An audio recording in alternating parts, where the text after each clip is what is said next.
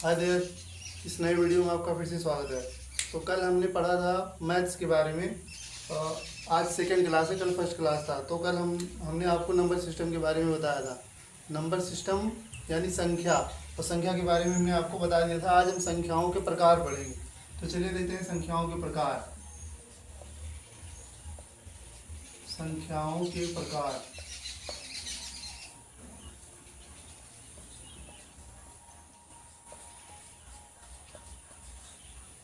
प्रकार तो आपको यहाँ पर मतलब आपके ज्ञान को रिफ्रेश कर दिया जाएगा। जितना भी प्रकार आपने पढ़ा है उसको हम बताएंगे, अलग तरीके से बताएंगे ताकि आपको तुरंत ही समझ में आ जाए।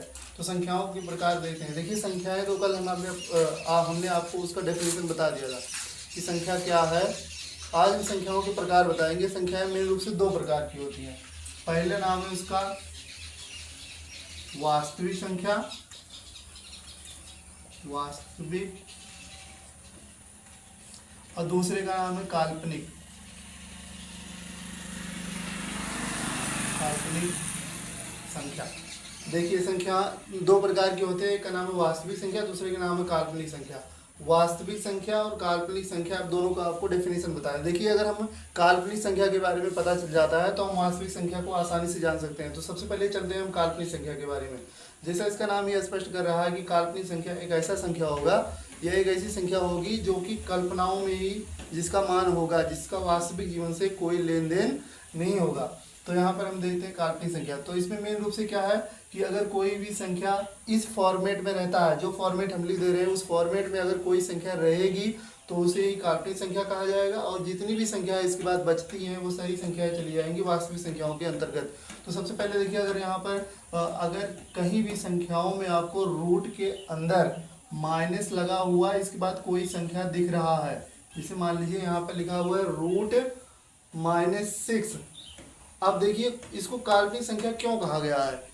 अगर हम -6 जो कि रूट के अंदर है, अगर इसका वैल्यू निकालेंगे तो कभी भी इसका वैल्यू नहीं निकल पाएगा। माइनस अगर रहता है कहीं पर और वो रूट के अंदर रहेगा तो उसका कभी भी मान नहीं प्राप्त किया जा सकता है, अर्थात हम उसको सिर्फ कल्पना में ही मान सकते हैं। इसका मान अगर हम क्लास 11 पे पहुंचेंगे तो इसको हम इमेजिनरी नंबर से भी डिनोट करते हैं, जिसको क्लास 11 पे पहुंचने के बाद आई मान लिया जाता है, जिसका मतलब होता है iota. Iota means imaginary number, काल्पनिक संख्या जिसका वास्तविक जीवन से कोई लेना देना नहीं है। अब आ जाते हैं वास्तविक संख्या पर। और देखिए जैसे कि हमने बताया आपको कि काल्पनिक संख्या ऐसी संख्या होती है जो जिसका अस्तित्व केवल कल्पना में ही होता है।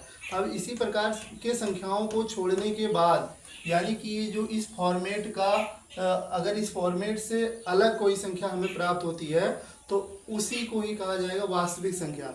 तो देखिए अगर ये एक फॉर्मेट छोड़ दीजिए, इसके बाद जितना भी फॉर्मेट अगर मिलता है संख्याओं में सभी को कहा जाएगा वास्तविक संख्या। जैसे यहाँ पर हम एक संख्या अगर लिख दे रहे हैं 6, ये वास्तविक संख्या है, बिल्कुल है। अगर यहाँ पर हम लिख दे रहे हैं 3.6, वास्तविक संख्या है, बिल्कुल है। यहाँ पर अगर हम लिख दे रहे हैं 3/6, वास्तविक संख्या है, बिल्कुल है। और अगर यहाँ पर हम लिख देते हैं रूट में 3, तो क्या एक वास्तविक संख्या है, बिल्कुल है। तो इस फॉर्मेट को छोड़ने के बाद जितनी भी संख्याएं हमारे पास बचती है उन सारी संख्याओं को वास्तविक संख्या कहा जाता है। वो दो, चलिए इसको हम रब करते हैं।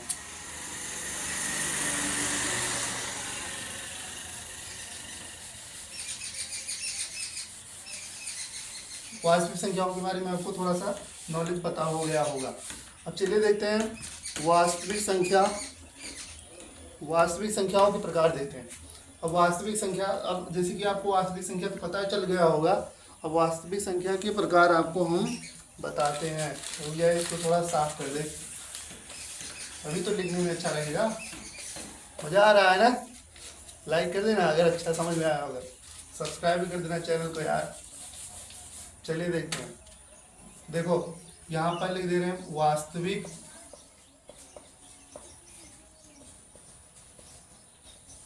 संख्या। मजा आ रहा है? हाँ पता है मजा नहीं आ रहा, लेकिन देखो आप देखो वास्तविक संख्या क्या होता है। जैसे हमने आपको इसका डेफिनेशन बता दिया कि काल्पनिक संख्याओं को छोड़ने के बाद जितनी भी संख्याएं बचती हैं उनको हम वास्तविक संख्या कहते हैं। वास्तविक संख्या दो प्रकार के होते हैं, इसको भी दो कैटेगरी में बांटा गया है। पहले वाली संख्या का नाम है परिमेय संख्या। परिमेय संख्या पहले वाले का नाम है परिमेय संख्या और दूसरे वाले का नाम है अपरिमेय संख्या। अपरिमेय संख्या, एक का नाम है परिमेय संख्या, दूसरे का नाम है अपरिमेय संख्या। अगर कोई यहाँ पर इंग्लिश मीडियम वाला होगा तो उसके लिए बता देते हैं, इसका नाम है रेशनल नंबर, रेशनल नंबर समझ लेना, और इसका नाम है इर्रेशनल नंबर, इर्रेशनल नंबर। ठीक, इसको कहा जाता है परिमेय संख्या, इसको अपरिमेय संख्या। यानी वास्तविक संख्याओं को दो कैटेगरी में डिवाइड किया गया है, जिसका नाम है परिमेय संख्या और एक का नाम है अपरिमेय संख्या। अब परिमेय संख्या के बारे में आपको हम बता देते हैं। देखिए, परिमेय संख्या एक ऐसी संख्या होती है, परिमेय संख्या एक ऐसी संख्या होती है जिसको हम P/Q के रूप में व्यक्त कर सकते हैं, अर्थात जिसको हम बटे के रूप में व्यक्त कर सकते हैं। अगर हमें कहीं पर ऐसा फॉर्मेट दिखाई पड़ता है P/Q, ये वाला फॉर्मेट, देखो ये वाला फॉर्मेट अगर आपको कहीं पर दिखाई पड़ रहा है P/Q, तो उसको हम कह सकते हैं कि वह परिमेय संख्या है। लेकिन इसके साथ ही साथ एक कंडीशन भी है कि परिमेय संख्या P/Q के रूप में तो व्यक्त किया जा सकता है, परंतु ये Q जो है ये नीचे वाला है। Q देखिए, P/Q लिखा है, ये इसमें जो Q है जिसको कहा जाता है डिनोमिनेटर, यानी कि हर जो है वो कभी भी 0 के इक्वल नहीं होना चाहिए। यानी ये नीचे वाला कभी भी 0 नहीं होना चाहिए, नहीं तो इसका अस्तित्व ही खतरे में पड़ जाएगा। तो अगर इस प्रकार का कहीं फॉर्मेट आपको देखने को मिलता है तो उसको हम कहेंगे परिमेय संख्या। जैसे अगर हम एग्जाम्पल देखें, जैसे अगर एग्जाम्पल देखा जाए तो अगर हम लिख देते हैं 3/5 लिख देते हैं, तो यहाँ पर अगर ये वाला संख्या देखेंगे आप 3/5 जो है एक परिमेय संख्या है कि नहीं। तो सबसे पहले हम इसको फॉर्मेट से मैच करके देखेंगे। तो P/Q है, तो यहाँ पर P का मतलब हो गया 3 और Q का मतलब हो गया 5, तो यहाँ पर Q नॉट इक्वल टू 0 भी है, अर्थात यह 3/5 जो है आपका एक परिमेय संख्या है, इसको परिमेय संख्या कहा जाएगा। साथ ही साथ देखिए, अब परिमेय संख्या में एक चीज़ और देख लीजिए, परिमेय संख्या में थोड़ा सा और आपको हम बता देते हैं। परिमेय संख्या में थोड़ा सा आपको हम और क्लियर कर देते हैं। गीला देखिए, अगर कोई भी संख्या, परिमेय संख्या जो है उसको क्लियर कर देते हैं आपको हम।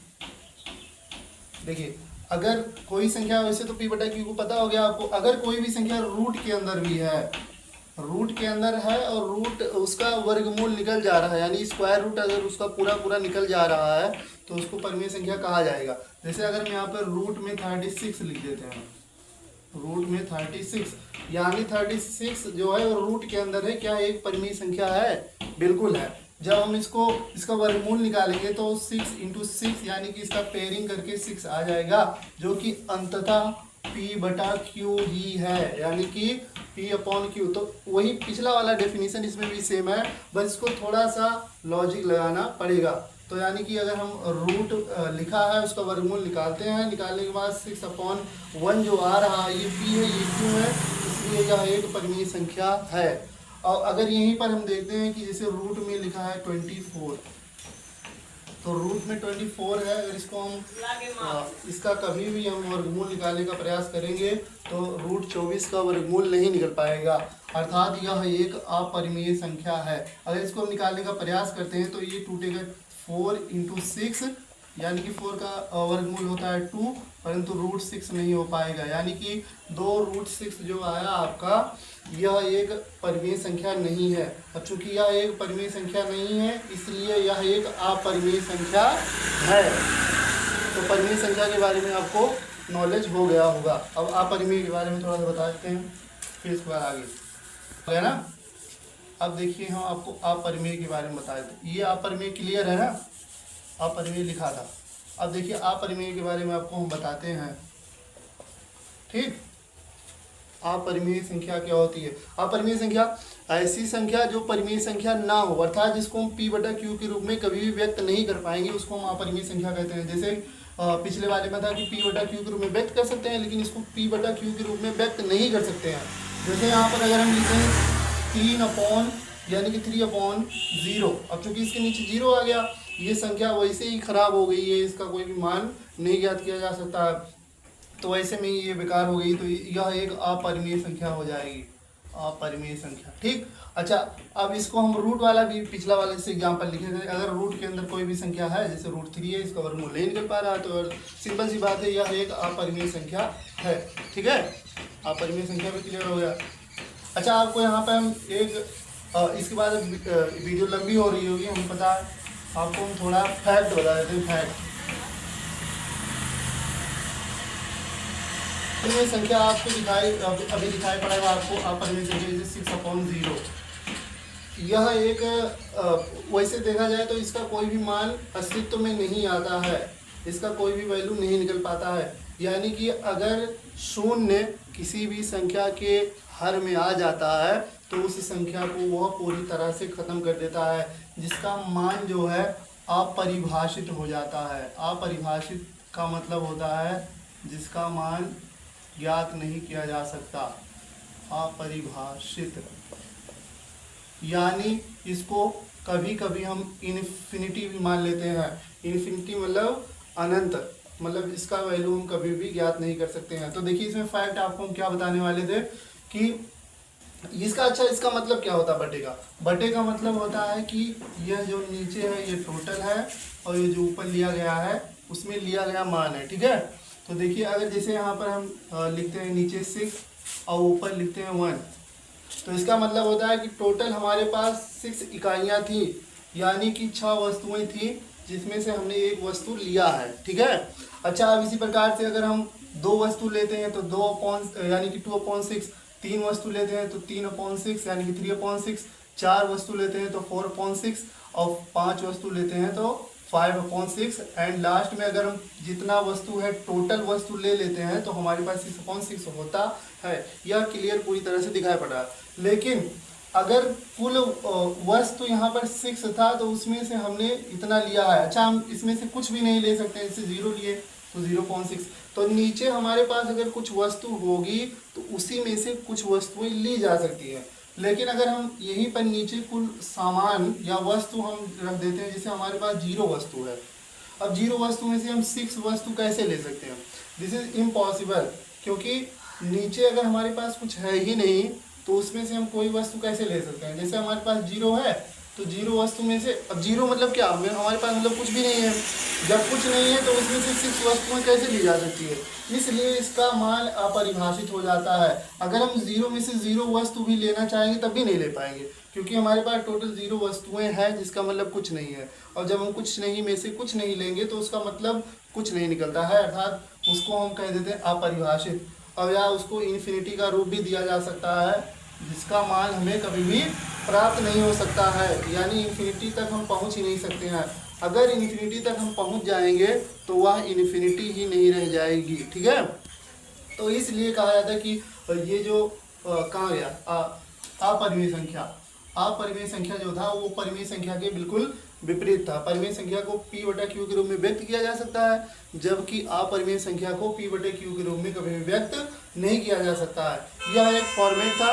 दूसरा फॉर्मेट आपको पता है, यह है कि जैसे अगर यहाँ पे हमारे पास रूट में 35 लिखा है तो यह एक परिमेय संख्या है कि अपरिमेय, चूंकि इसका वर्गमूल नहीं निकल पाएगा। अगर हमारे पास रूट में 36 होता है तो इसका वर्गमूल सिंपल 6 होता, इसका मान निकल जाता जो P/Q हो जाता है। लेकिन रूट 35 का वैल्यू नहीं निकाला जा सकता है, तो यह भी हमारे लिए उचित नहीं है, यह भी परिमेय संख्या के रूप में नहीं आ सकता है, क्योंकि इसका वैल्यू हम निकाल नहीं सकते हैं। ठीक है, तो इस प्रकार से हो जाता है परिमेय संख्या और अपरिमेय संख्या। वीडियो लंबी हो गई, कितना लंबा हो? 14 मिनट वीडियो। चलिए ठीक है, मिलते हैं अगली वीडियो में। अगर ये कॉन्सेप्ट आपको सही लगा हो तो बताइएगा कमेंट करके, कहाँ पर अगर कोई डाउट होगा तो बताइएगा। अगले वाले क्लास में मिलते हैं। ये हमारा सेकंड क्लास था। फर्स्ट क्लास अगर आपको देखना है तो वीडियो डिस्क्रिप्शन में लिंक डाल देंगे, और लिंक को आप क्लिक करके देख लीजिए। ठीक है, अगर अच्छा लगा वीडियो तो like share and subscribe channel कीजिए, क्योंकि हम सब अभी स्टार्ट कर रहे हैं, नया चैनल है। अगर आप सपोर्ट करेंगे तभी आगे ये चैनल ग्रो हो सकता है। Thanks for watching, go.